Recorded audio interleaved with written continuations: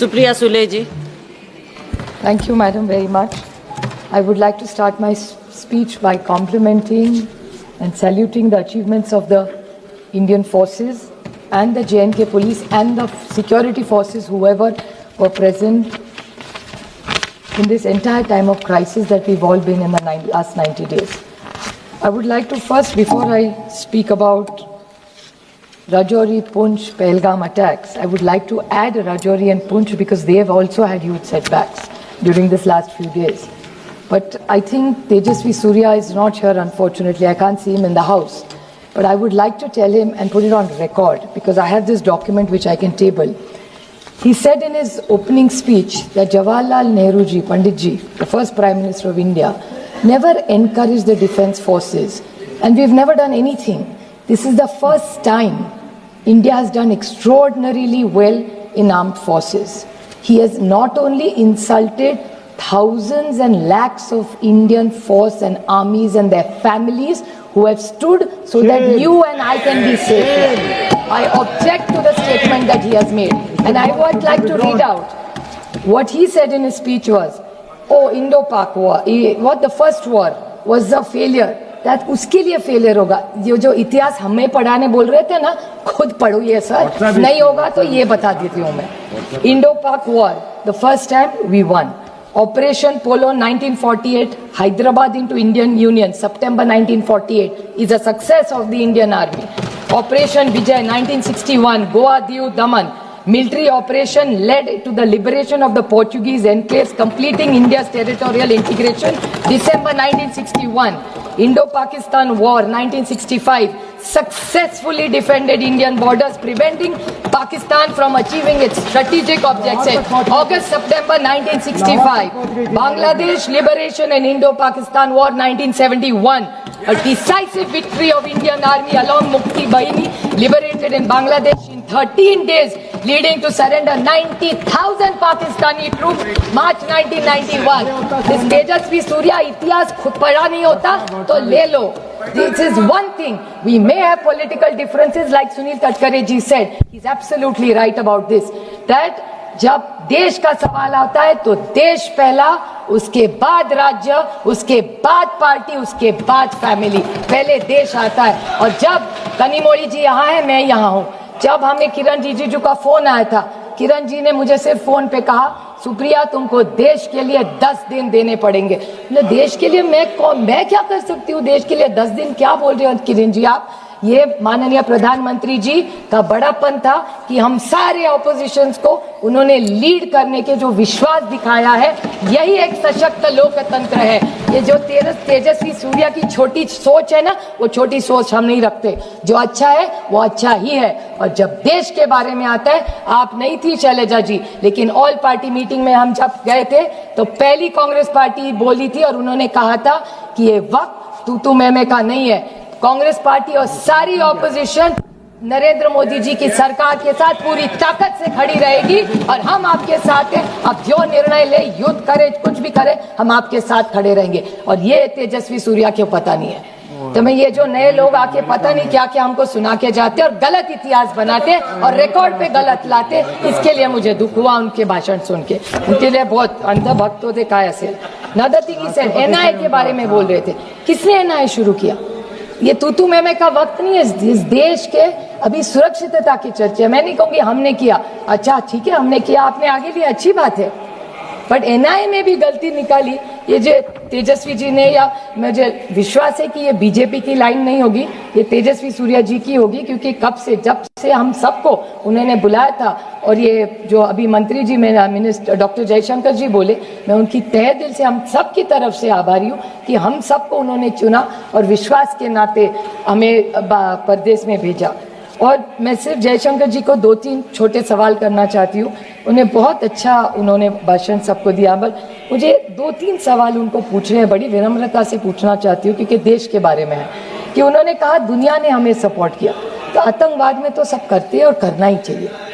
But उन्होंने मैं बड़ी विनम्रता से उनको कहना चाहती हूँ कि जहाँ हम भी गए, कि दुनिया का आप रिकॉर्ड भी देखिए, किसी ने हमारी तारीफ नहीं की, हम लड़े इसलिए. लेकिन डी एस्केलेशन जब किया हमारी बहुत प्रशंसा सबने की।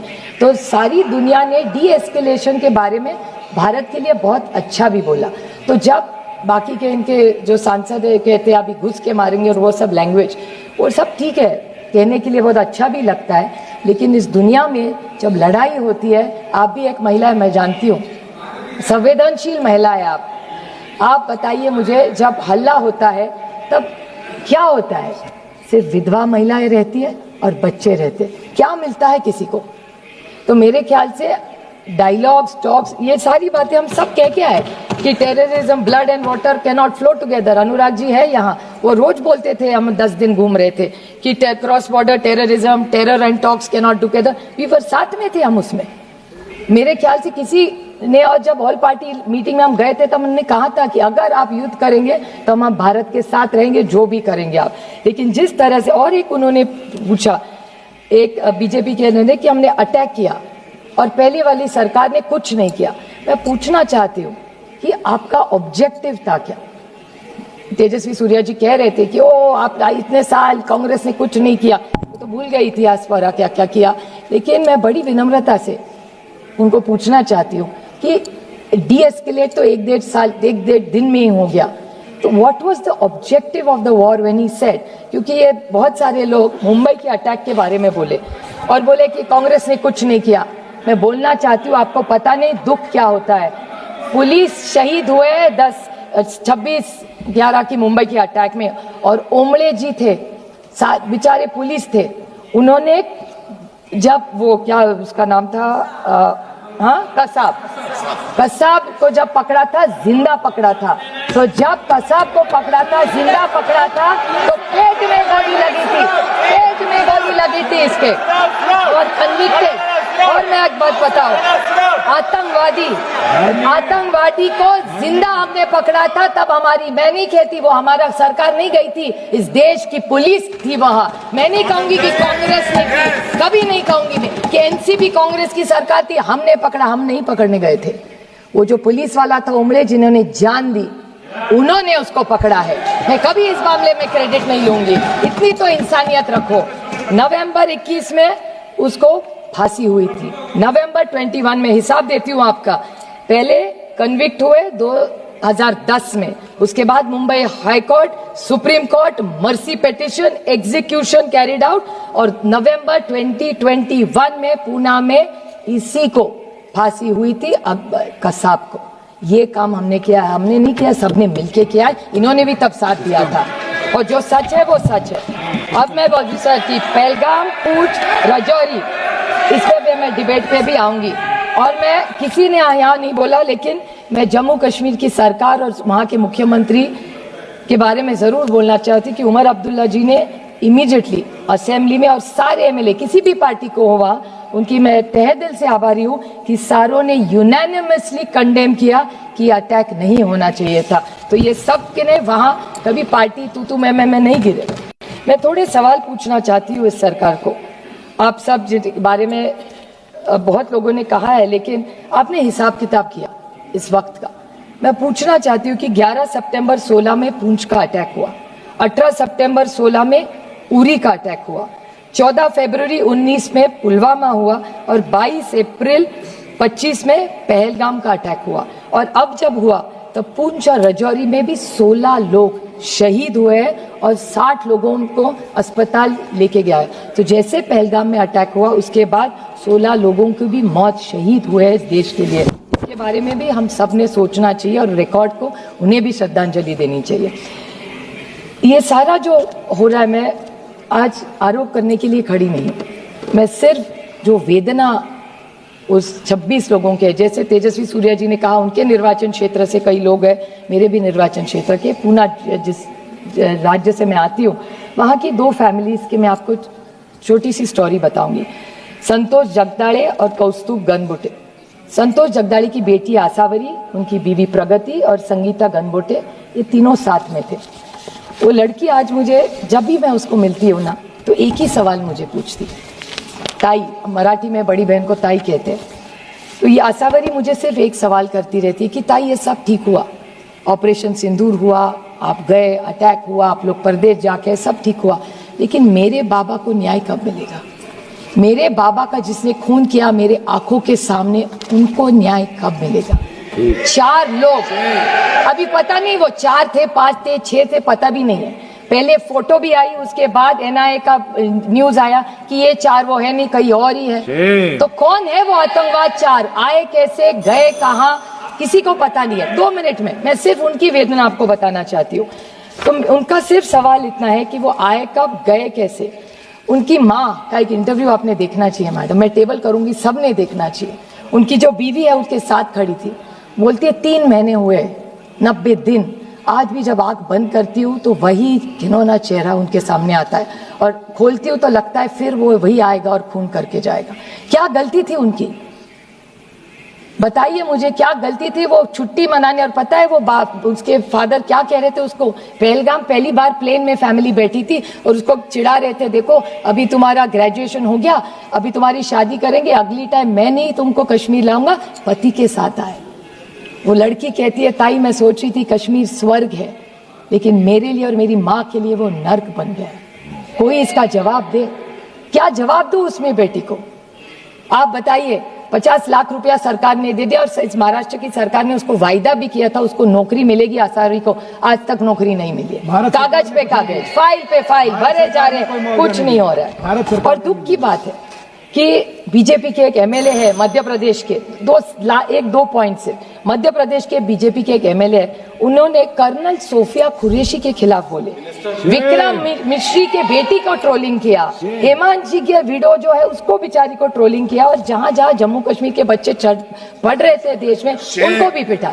इससे कैसे चलेगा? ये हम यहाँ आए वो किसी पे टीका टिप्पणी करने नहीं आए, क्योंकि मैं बहुत सारी उम्मीदें थी मुझे, और मेरे अमित शाह जी से बहुत सारी अपेक्षा है। एक असर्टिव नेता के रूप में हम उनको एक असर्टिव होम मिनिस्टर के रूप में देखते हैं, तो हमारी बहुत सारी अपेक्षा है उनसे, और मुझे विश्वास है कि होम मिनिस्ट्री इन 4 को न्याय कब मिलेगा? Operation Sindoor is not complete और is not a success till you find those terrorist. तो हम एक दूसरे की पाठ दबानी कि सब अच्छा चल रहा है, अच्छा नहीं चल रहा है। जब तक दे आर गेट देयर, जब तक वो आतंकवादी आप नहीं पकड़ेंगे तब तक वो न्याय नहीं होगा। We can not celebrate. So I think we owe it to those families। और एक छोटा सा लास्ट पॉइंट में कि सब एक चीज सबको पता होनी चाहिए, क्योंकि ये हमारे देश के लिए बहुत बड़ी बात है। अभी तेजस्वी सूर्या कह रहे थे 1 आंख 2 आंख पता नहीं क्या क्या तोड़ने वोड़ने की बात हो रही थी। मैं 4 देशों में, ये इसी सरकार का बड़प्पन है, मुझे 4 देशों में भेजा था, हम सब मिलके गए थे, अनुराग भैया भी थे उस टीम में, और उन्होंने भी सुन चुके। 4 लोगों के बारे में हर देश ने हमें पूछा, हर देश में जहां जहां हम गए एक ही हमें पूछ रहे थे कि ये आप महात्मा गांधी के देश से आते, आप पंडित जवाहरलाल नेहरू जी के देश से आते, आप इंदिरा जी के देश से आते, आप मोदी जी के देश से आते। तो ये जो विरासत सबकी हमारी, इसी विरासत को, ये विचारों के बहुत सारी अपेक्षाओं से लोग भारत की तरफ देख रहे हैं। तो मेरी विनम्र विनती है सरकार को कि आप जो ये लोग हमें नहीं मिल रहे, सारी चीजें, सारे हमारे जो विपक्ष है लड़ाई बंद कर देंगे, और पहले ऑपरेशन सिंदूर को अगर आपको सही मायने में लेके जाना है तो वो 4-5 जितने भी आतंकवादी है वो मिलने चाहिए। और जैसे कारगिल में अटल जी ने एक रिपोर्ट बनाई थी, वैसी इस सरकार को मैं विनम्र विनती करती हूँ कि ऑपरेशन सिंदूर का एक रिपोर्ट किया जाए, जैसे कारगिल में अटल जी ने किया था, वो पार्लियामेंट में टेबल की जाए, तो सबको जो किया है वो पता चलना चाहिए। थैंक यू, जय हिंद।